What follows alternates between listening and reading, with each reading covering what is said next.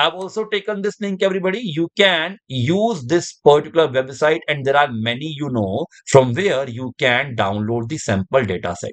You can use Kaggle also to download the sample data set. Choice is yours. Now go back and let me take you all to Athena. I will be opening this Athena dashboard, and we are going to talk about Athena a little bit, although I have given you an idea. Start querying data instantly. Amazon Athena is an interactive query service that makes it easy to analyze data in S3 and other federated data sources using standard SQL. What is this federation? What is this federated data source actually? So Athena provides you advanced feature, means usually whenever we talk about Athena, a common statement which comes to the mind that you are querying the data directly present in the S3 bucket without moving the data. Okay. But you can have a data present in other data stores. How can we query that data using Athena? There comes the concept of federated queries or Athena federated queries, everybody. Okay. So it was just for the understanding purpose. If you want to explore more things like how it works, you point to your data source, register and select any data source, and then you can do querying, or you can start querying and analyze the result. These are the benefits. Then you have the use cases like query AWS service logs, query from any data source, ETL data into S3 data lake, and model training and invoking machine learning models. These are the benefits. And also they have given you two ways. Either you can query your data with Rhino SQL, or you can analyze your data using PySpark and Spark SQL. Okay. So I'm going to launch a query editor as a part of the first demonstration. And when you're going to launch a query editor, what we have to do? For a simplicity, what I will be doing, I will be removing any external table and databases created already. Okay. So currently, if you're coming here, you are seeing a database and a table. This database and table, it is picking up from AWS Glue. Means the definition will be created in AWS Glue. Let me show you here. It's here. Let me delete it, everybody, and say delete. Okay. Let me also check if I have any table present. No table present. Come back and you can see nothing is selected. Now, first thing or first change all of you have to make, you have to go to settings, everybody. If you are coming to this Athena dashboard for the first time, you have to change this query result location.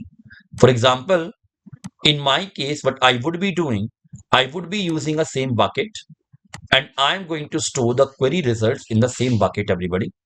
So go back here and say manage, say browse. Okay, I'm going to browse this bucket. Let me select it. Let's choose it. And I am going to add a prefix in the location of query result called query results. It's optional. I'm using it in order to manage the things better. Let's save the changes, everybody.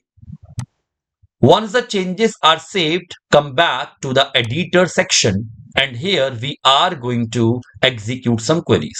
So let's start with our first query called create database. Let's use this, and we are going to execute create database query. You can see a demo DB got created. And for your knowledge, if you will be going to a databases, a demo DB got created here. Means schema definition will be stored in Glue data catalog. Now, next thing, what I will be doing, I will be creating a table. Now, you can either create a table from the data source called S3 bucket data like this, or if you want to execute a query directly, you can write a create table query. So we are going to create the external table, and all these are attributes which we have given, which involves the mapping of the columns available in our data set, and then we are using few more attributes. So let me first of all provide the location of my actual data. So my data is present here. What I can do, come back here and you can take this location. You have to change this location here. So my data is present in this location. Okay. And rest all things I'm keeping default. So one thing, when I am saying table, external table, I am not storing the data anywhere in the Athena. I'm only pointing to the data which is present in the S3 bucket. And for your understanding, I have taken few things. If you are new towards it, what is raw format SerDe? So raw format tells Athena how to read and write the data in your table. And this stands for serializer and deserializer. It's a piece of code that deserializes raw data from storage into rows and columns in Athena.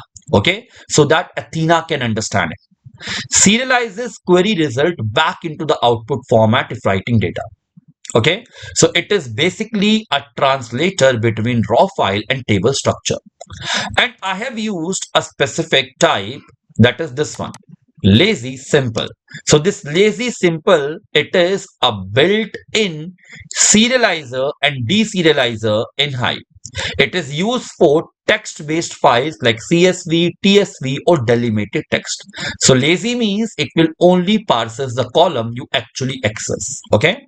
So as we have a CSV data, everybody, I would be using this one. So let me come back here and let me execute this query and see what happens. So if everything would be fine, the table creation would be completed. You can see. And if you will go back to the glue, you can see a table got created here. Now you would be having so many questions in your mind, like do we have to learn this syntax, or how can we write this syntax automatically? Is there any other way in order to define the table definition without executing the queries in Athena? We have. And don't worry, I am going to discuss all these ways or maximum possible ways with all of you. But remember one thing, things will come by practice. And as you're going to practice, you're going to get the things. And now let's see. If I am going to execute my first simple query, let's say I want to preview the table. You can see the query result. Now, can you see something here? Like by default, it is taking your first row as a header, means it is printing headers in your first row. How can we avoid it? So for that, I have taken few things for all of you. So basically, we needed to set the table properties. The table property we have to set in order to skip the header line count, which is the first line in your CSV file. So either you can create a table with this table property, you could do it in the start, but I just wanted to show you this error and I wanted to show you the significance of this table properties. That's why I have taken it later. We can do it. Let's alter our table, go back here and execute these commands. Okay, so once it will be executed, if this time you're going to execute your select query, let's see what is the result you're going to get. So you don't have that header present in the first row, everybody. You are getting the clean records which are available in your CSV file. Now, if you want to practice more queries, I have taken more queries for all of you. Okay, let's say if you want to view all the records, if you want to limit the results, let me take it. Let me take all of the queries and we are going to execute these queries one by one. So the first one is for viewing all the records. Let me execute this one and you are going to get the result. This is a result to view all the records. Okay. If you have to limit the result, you can apply limit keyword. Okay. So I'm not executing it because anyhow I have only couple of records available in my CSV file. If you have to view the unique categories at that point of time, you can use this attribute called distinct. And let's see the result. This is a result we're having. Okay. If you want to count the total records, you can count the total records from here. So going to get the total records count, everybody. If you scroll down, Okay. In a similar manner, you can execute many queries. I'm not executing all the queries, but giving you a quick overview. Like my another category is data aggregation, where you can do or where you can have a total revenue, total sales per category, average price per product, number of orders per category. And then I have also taken some date-based queries. Let's say if you want to have a total daily sales. Let's see that. So this is a result you're going to get. Okay. So I have given you the hint, but you can execute many more such queries. Now, before I am going to move towards the next part, let me set a question in front of you so that you can think about like why I am bringing the next part in front of you. So see here, what happens if I'm saying that you have to read the data from S3 while creating a table definition in Athena. In case of multiple attributes, hundreds of attributes, or thousands of attributes, are you going to write a create table statement with one by one each and every attribute you are defining and mapping it to a particular data type? Okay. So here how you have to start, like what are the best practices. You have to understand your data in S3 and then you need to automatically infer the schema. So if you have thousands of columns, manual definition is impractical or not ideal.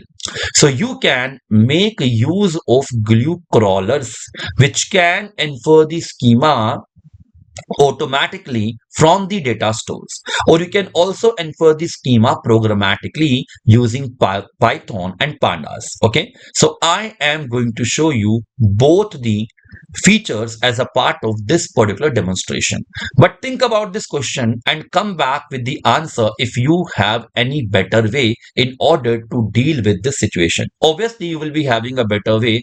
Anyhow, you're engineers, so you can think in this direction and you can come up with more better ways. But my idea is to show you, is to give you an opportunity to explore different AWS features. So we are going to talk about that.